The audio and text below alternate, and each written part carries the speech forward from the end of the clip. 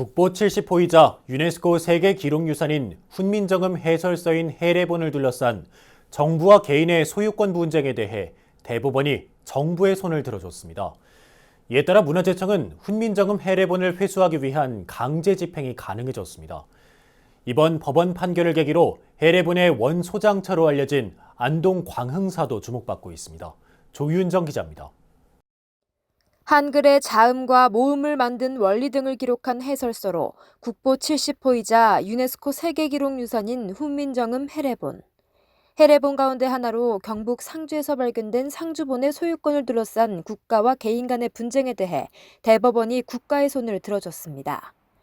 대법원 3부는 고서적 수입 판매상인 56살 베이키 씨가 훈민정음 해례본 강제 집행을 막아달라며 국가를 상대로 낸 소송 상고심에서 배 씨의 청구를 기각한 원심을 확정했다고 밝혔습니다.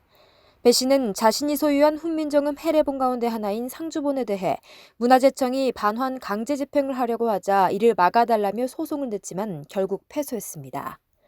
앞서 배 씨는 지난 2008년 골동품 판매상인 조모 씨 가게에서 고서적을 사면서 훈민정음 해설서 해례본 가운데 간송미술관 소유 해례본 이후 처음 발견된 상주본을 확보했습니다. 하지만 배 씨는 상주본을 훔친 혐의로 재판에 넘겨졌고 대법원은 무죄를 선고했지만 본래 소유자였던 조 씨는 지난 2012년 상주본을 문화재청에 기증하기로 하고 숨졌습니다.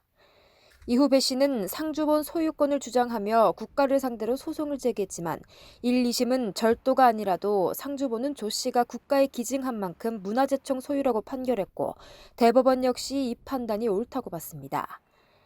대법원 판결이 확정되면서 문화재청은 상주본을 회수하는 강제 집행에 들어갈 수 있게 됐지만 배 씨가 상주본의 소재를 여전히 밝히고 있지 않아 당장 찾아내기는 쉽지 않을 전망입니다. 배 씨는 지난해 국회 국정감사에 증인으로 나와 1,000억 원을 받아도 상주본을 국가에 돌려주고 싶은 생각이 없다고 말하게 됐습니다. 훈민정음 해례본 가운데 하나인 상주본은 지난 1990년대 말 천년고찰 안동 광흥사 나한상의 복장 유물로 처음 발견됐지만 문화재 도굴꾼 서모 씨가 이를 훔쳤다고 법정에서 진술하면서 광흥사가 오랜 기간 보관해왔던 것으로 파악되고 있습니다. 안동 광흥사는 세종 당시 한글 창제의 주역인 신미대사의 제자 학조 스님의 출가 사찰로도 잘 알려져 있습니다.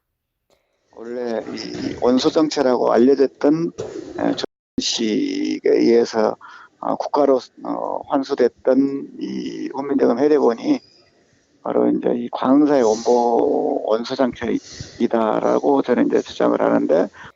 광흥사 주지이자 조계종 호법구장 범중 스님은 훈민정음 창제와 보급에 기여한 광흥사의 역사를 제대로 알리는 데 앞장서고 있고 최근에는 한글 창제의 숨겨진 이야기를 담은 영화로 오는 24일 개봉하는 나란 말싸미의 제작 과정에도 힘을 보탰습니다. BBS 뉴스 조윤정입니다.